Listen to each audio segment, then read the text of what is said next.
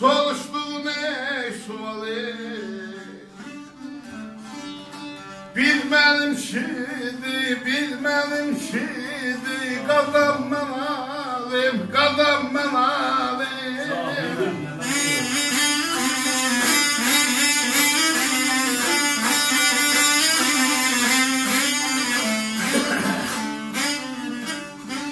Hım aydır yakakların aygısı göz yönünde dağılıp talanın el benim şimdi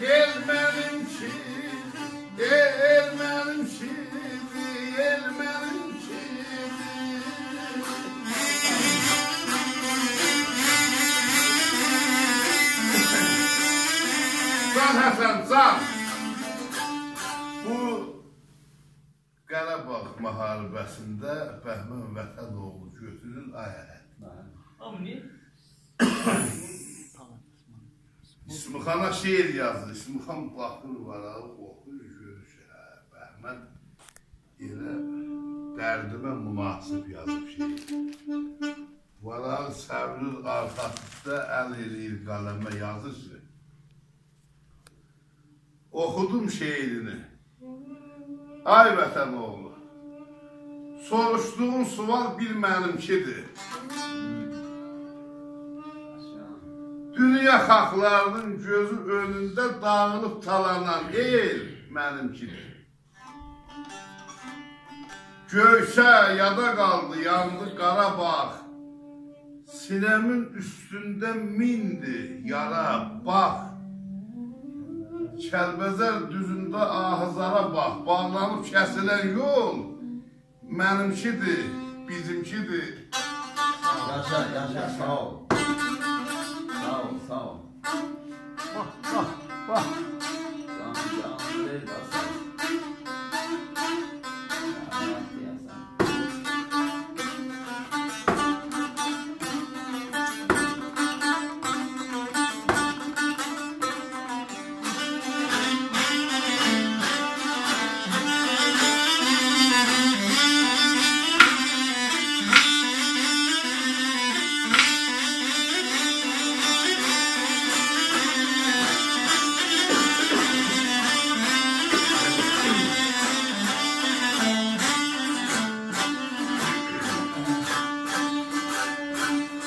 Gələ sona gələ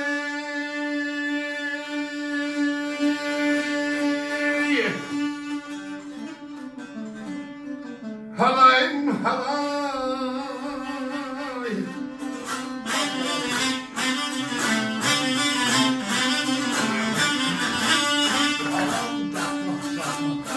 Hım ay ismi halam yedine ellere eylan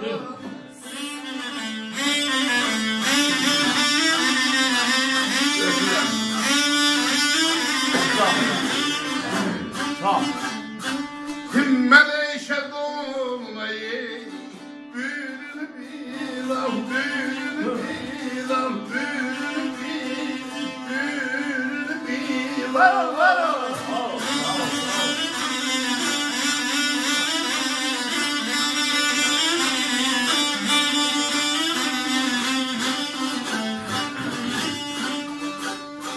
Hım ay kozalı düzünde kesilen kalan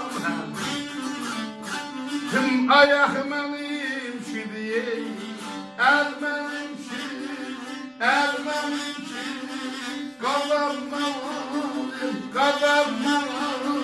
kazanmalıyım